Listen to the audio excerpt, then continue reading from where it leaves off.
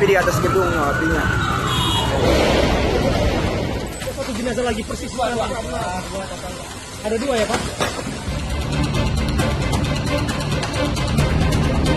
Kan surat-surat doang yang ke bawah, nggak ada lagi, baju aja yang nempel di badan doang. Kemungkinan adalah konsleting listrik, namun nanti kita akan dalami lagi, ya. Tim dari olah TKP dan forensik kebakaran akan hadir di lokasi.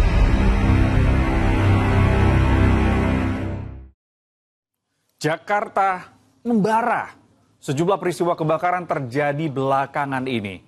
Mulai kebakaran yang melanda permukiman padat penduduk di wilayah Kemayoran, Jakarta Pusat dan menghanguskan lebih dari 500 rumah warga, hingga kebakaran hebat di Glodok Plaza, Jakarta Barat. Sejumlah orang terjebak di tengah kebakaran, sampai-sampai proses evakuasi berlangsung dramatis karena api menjalar cepat hampir ke seluruh bangunan gedung. Belasan orang tewas, beberapa orang juga dinyatakan hilang.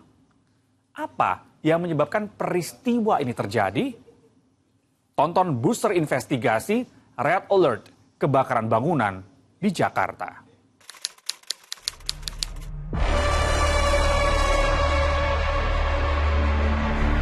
Selasa dini hari saat warga di kawasan Kemayoran, Jakarta Pusat tengah tertidur pulas. Tanpa mereka sadari, api yang berasal dari salah satu rumah dengan cepat merembet dan melahap kawasan padat penduduk ini. Sebanyak 170 personil pemadam kebakaran dengan menggunakan 30 unit mobil damkar berjibaku memadamkan kobaran api.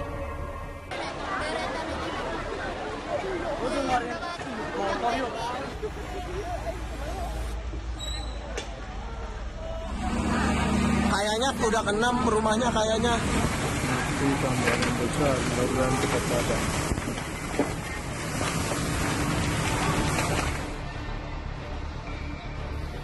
Kepanikan melanda warga. Mereka berusaha menyelamatkan nyawa dan mengamankan harta yang belum terbakar. Namun tak banyak yang bisa mereka selamatkan. Pak, udah habis rumah aku, nggak ada.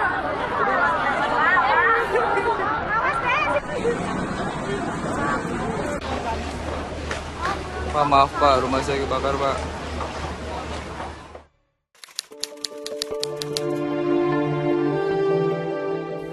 Menjelang pagi, si jago merah mulai dapat dipadamkan.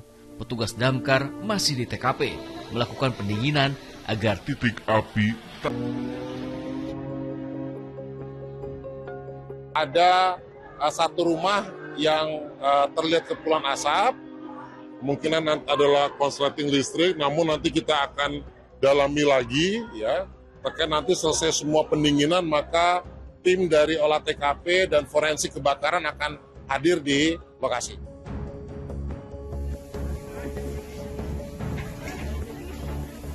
warga hanya bisa pasrah. Sebagian besar harta benda ludes habis terbakar. Tersisa sepotong pakaian yang melekat di badan. Cuman surat-surat doang yang ke bawah, nggak ada lagi, baju aja yang nempel di badan doang. Dugaan sementara, korsleting listrik menjadi salah satu biang keladi pemicu terjadinya kebakaran.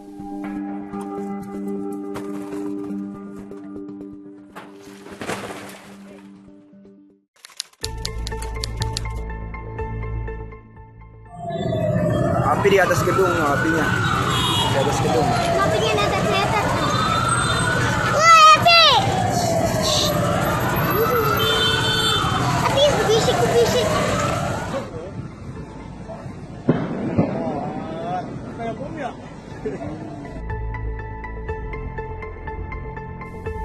Kebakaran hebat juga terjadi pada Rabu malam 15 Januari lalu. Kobaran api di sekitar Glodok Plaza, Jalan Mangga Besar 2 Jakarta Barat membuat langit terlihat terang benderang. Lidah api menjulur-julur melahap sebagian bangunan Glodok Plaza. Mencekam, suara ledakan terdengar sangat keras yang diduga berasal dari barang-barang elektronik.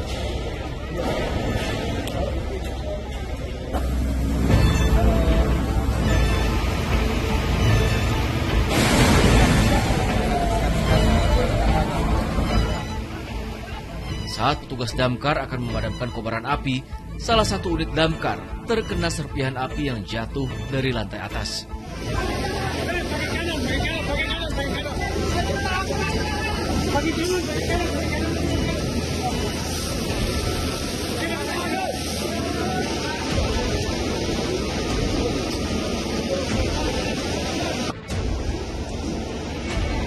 Jatuh dari atas itu. Kebakaran di Plaza Glodok itu saat ini kita masih proses pemadaman dan kondisi di TKP di lokasi itu di lantai 7, 8, dan 9 sudah terdampak semuanya. Dan kita berupaya untuk jangan sampai ke lantai 6. Jadi ada dua strategi yang kita pakai. Pertama, open fire dari luar gedung dan dari dalam gedung. Kalau dari luar gedung kita menggunakan fire stick, ada 3 unit fire stick sama motor skylight satu.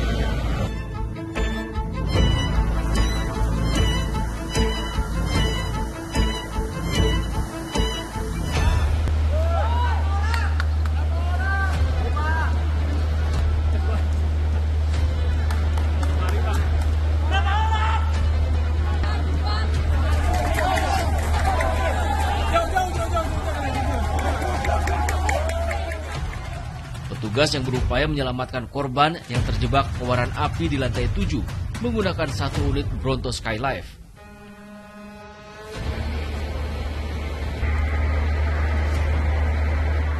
Di tengah api yang masih berkobar, petugas damkar dengan sangat hati-hati berhasil mengevakuasi 9 orang korban selamat.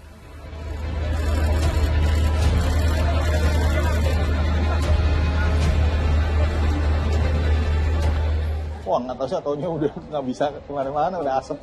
Iya. Itu posisi Bapak di lantai berapa? Lantai 9 lagi kerja. Lantai 9. Iya. Iya, apinya nggak tahu, kok apinya dari sebelah sono. Kayak, waduh, udah di atas ya udah. Pasrah aja deh, Pak. Udah nggak bisa. Udah nggak bisa Pak berarti? Udah Udah ada api di bawah Pak? Iya, nggak bisa. Setelah berhasil mengevakuasi korban yang terjebak, Bronto Skylife kembali menaikkan tangga elektronik dan petugas untuk berjibaku memadamkan si jago merah.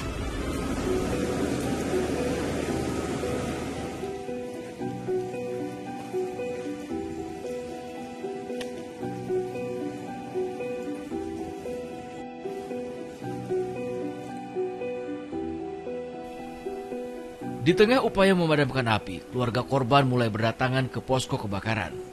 Mereka ingin mengetahui nasib keluarga dan kerabat yang terjebak di dalam gedung.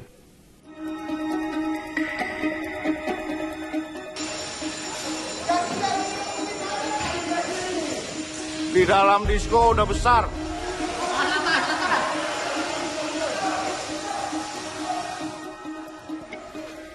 Setelah api bisa dijinakkan, para pejuang pemadam kebakaran ini berhasil menerobos masuk dan mulai melakukan pendinginan di salah satu lantai. Petugas juga melakukan pencarian kemungkinan masih ada korban jiwa. Lantai 6, Plaza Glodok. Tuh.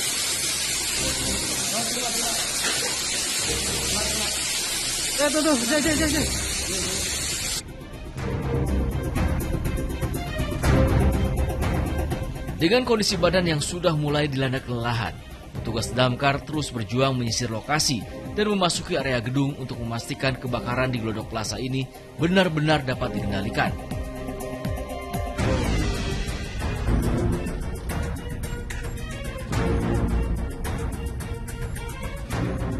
Bergelut dengan api selama hampir 8 jam, akhirnya petugas bisa benar-benar menjinakkan api. Asap putih terlihat mengepul dari area depan gedung.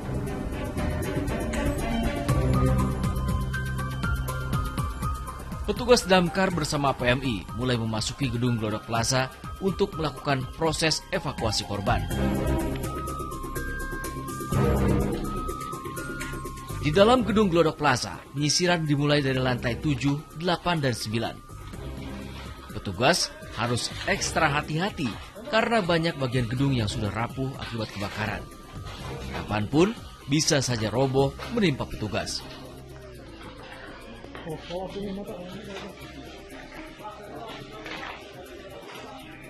Kondisi lantai 8 Hotel Crown Glodok Plaza. Awas tuh ya tadi tuh. Tarik mundur aja, kita isi peluru dulu, baru kita naik lagi. Ditunggu di pos patus nih untuk barung padatnya. Siap, Komandan, kurang lebih setengah jam lagi turun 86.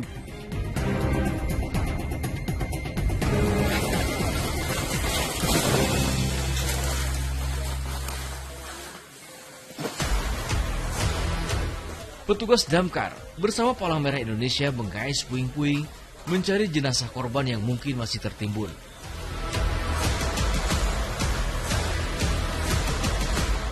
Satu jenazah, ada satu jenazah lagi persis. Ada dua ya Pak? Oke. Ya. Setiap kali petugas keluar membawa kantong jenazah, rasa cemas melanda keluarga. Tangis tak dapat terbendung lagi saat menyaksikan sanak saudara terbungkus kantong jenazah.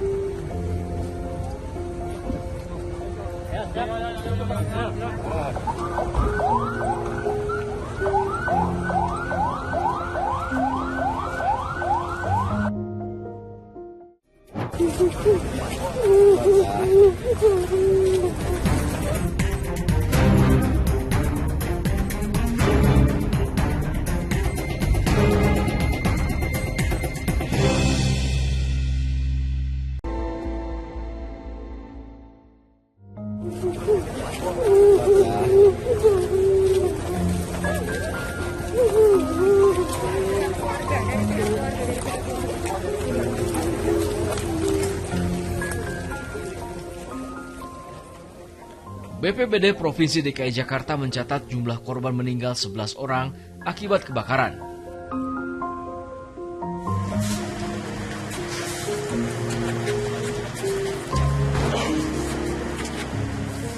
Petugas Rumah Sakit Polri Kramat Jati Jakarta Timur mulai mengidentifikasi jenazah korban kebakaran dengan mengambil sampel DNA yang sudah hangus terbakar dan sulit dikenali.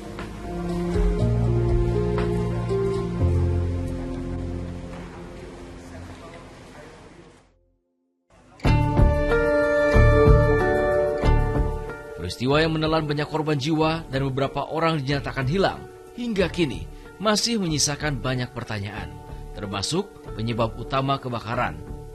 Salah satu aspek yang menjadi sorotan adalah sistem proteksi kebakaran gedung yang diduga tak berjalan dengan baik. Jadi kalau untuk gedung bertingkat, kemudian ada ranah publik di situ ya, maka menurut saya keselamatan kebakaran itu implementasinya harus bagus ya. Faktanya kita lihat bahwa kebakaran kan meluas begitu ya, menghanguskan hampir sebagian besar dari gedung tersebut dan kemudian banyak korban. Nah, kalau misalnya fire safety atau keselamatan kebakarannya itu diterapkan dengan optimal, maka kebakaran itu akan terdeteksi cepat dengan detektor asap begitu. Dan alarm kebakaran akan menginformasikan kepada penghuni gedung untuk melakukan evakuasi. Nah, faktanya sekarang kita lihat kebakaran meluas, berarti kemudian korbannya banyak. Berarti kemungkinan sistem proteksi kebakarannya tidak bekerja dengan baik. Simulasi kebakaran, simulasi keadaan darurat lainnya misalnya seperti gempa, itu juga perlu dilakukan. Nah, pada saat simulasi itu kita bisa menguji fungsi-fungsi tadi. Detektornya berbunyi enggak? Alarmnya berbunyi enggak? Nah, kalau itu tidak dilakukan, maka kesempatan untuk mengetahui seluruh sistem proteksi kebakaran itu menjadi hilang. Frontlinernya atau first priority-nya ada di building management. Nah, kalau ini kurang, maka pengawas juga harus memperingatkan, yaitu melalui tadi sistem sertifikat layak fungsi. Jadi sertifikat layak fungsi inilah yang membuktikan bahwa gedung itu sudah layak untuk dihuni, termasuk sistem proteksi kebakaran di dalamnya. Gedung bertingkat dan sistem keamanan yang mumpuni, dua hal yang tak bisa lepas jika berbicara soal keselamatan para penghuni gedung. Salah satu yang tak boleh absen adalah ketersediaan jalur evakuasi jika terjadi kondisi darurat. Ini merupakan area refugi yang berada di Menara PB Jamsostek Gatot Subroto, Jakarta Selatan. Area terbuka yang terletak di lantai 9 ini menjadi area khusus yang berfungsi sebagai tempat perlindungan awal saat terjadi situasi genting, baik bencana alam seperti gempa bumi maupun kebakaran. Ini namanya lokasinya, itu kita sebutnya refugi, Pak. Nah, refugi ini memang tempat titik kumpul kalau kita memang memiliki bangunan tinggi, ya lebih dari 10 lantai. Nah, itu kita kalau terjadi keadaan darurat, nah kita beristirahat di sini. Dari lantai atas itu kita turun lewat tangga darurat, kemudian kita mengambil nafas di sini. Nah, ini salah satu titik kumpul jika memang bangunan itu berada di atas 10 lantai. Salah satu contoh panduan kita, Pak. Nah, ini ada namanya arah evakuasi. Nah, ini yang memang harus disiapkan oleh teman-teman. Salah satunya tadi dari tim tanggap darurat gedung. Oke, lalu teman-teman bereksekusi, lari melalui tangga darurat dengan akses terbuka. Nah, ini salah satu contoh aksesnya. Kalau kita terjadi tanggap darurat gedung, ya seperti ini, Pak. Ya, dan ini standar. Dan ini harus ada handrail karena memang ini safety sebagai pengaman setiap orang yang akan turun. Dan ini harus dibuat kiri kanan. Seperti itu, termasuk dengan dimensi, ukuran, baik itu vertikal dan sebagainya. Nah, ini terus sampai dengan ke lantai dasar, Pak. Ketersediaan jalur evakuasi di dalam gedung bertingkat juga menjadi syarat utama yang tak boleh dikesampingkan. Di dalam gedung di BP Jamsostek itu memiliki 2 tangga darurat, yaitu berada di kiri dan kanan saya, Pak. Nah, ini salah satunya. Nah, ini. Nah, tangga darurat ini wajib dan standarisasi menggunakan material yang khusus, Pak. Nah, ya. Dan ini memang kondisinya harus tetap terjaga, baik itu pencahayaan, kemudian juga signage. Nah, ini salah satu signage yang harus dimiliki. Kemudian ini turun, dan juga kita punya air fans. Nah, ini air fresh fan inilah yang menjadi salah satu penyumbang udara segar sampai dengan lantai dasar nih, Pak. Ini penting sekali karena ini sebagai sumber udara, sebagai sumber udara segar yang akan digunakan oleh para evakuasi itu untuk oksigen.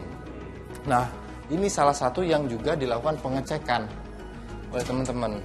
Ya. Ini harus aktif karena ini tersuplai dari ruang pompa. Seperti itu, Pak. Nah, ini salah satu monitoring yang dilakukan oleh teman-teman pengelola gedung. Selain jalur evakuasi, gedung ini juga harus memiliki ruangan khusus guna pertolongan pertama jika terdapat korban yang harus mendapatkan perawatan medis. Di samping ini adalah ruang P3K. Ruang P3K ini adalah pada saat orang itu turun dari atas untuk evakuasi gitu. Sebelum ada ambulan, mereka bisa disiapkan di sini. Gitu. Kita bisa lihat ke dalam. Ini ruangan ini cukup lumayan gitu loh. Kita lengkap gitu loh. Ini ada peralatan untuk P3K. Di sini lengkap obat-obatan, perlu bisa dilihat tuh di dalamnya. Gitu.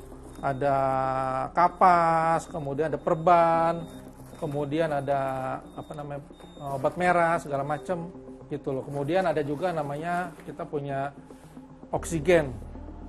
Jadi kita punya tabung besar oksigen yang besar, kita juga punya oksigen yang kecilnya. Dimana ini bisa dibawa-bawa kemana-mana kalau terjadi tanggap darurat. Evakuasi dalam situasi genting tak akan berjalan maksimal jika kamera pengawas CCTV tak berfungsi dengan baik. Maka itu, ruangan kontrol ini wajib dijaga 24 jam non-stop untuk mengambil langkah mitigasi cepat yang harus dilakukan sehingga dapat mengurangi risiko buruk yang terjadi. Dari keseluruhan sistem keamanan dan keselamatan gedung bertingkat, instalasi hidran untuk pemadaman jika terjadi kebakaran gedung menjadi instrumen yang tak boleh disepelekan. Pipa-pipa ini harus berisi air bertekanan tinggi dan menjangkau seluruh sudut gedung. Artinya, pompa hidran harus selalu dalam kondisi standby. Ini adalah ruang fire pump di mana ketika terjadi kebakaran, ini ruang pompa ini bisa dilihat di dalam nih. Kita punya pompanya lumayan bagus dan ini semua auto. Jadi ketika nanti ada masalah kebakaran, itu akan terprogram dan langsung mereka berfungsi dengan otomatis. Di sini kurang lebih ada 6 pompa. Jadi 3 pompa ini untuk low zone dari lantai bawah basement 2 sampai ke lantai 12. Kemudian di sebelah sini 3 pompa lagi untuk high zone dari lantai 13 sampai lantai 25. Yang mana semua berfungsi secara otomatis. Artinya memang harus dipisah ya Pak? Iya harus dipisah karena kan gedungnya lumayan tinggi dan ada 3 tower. Jadi ketika listrik mati, mesin ini akan berfungsi sebagai penggeraknya, gitu. Yang mana ini sebenarnya diesel pump namanya, gitu loh. Dimana ini tidak pakai listrik tapi pakai solar ya, sama ini, sama aki.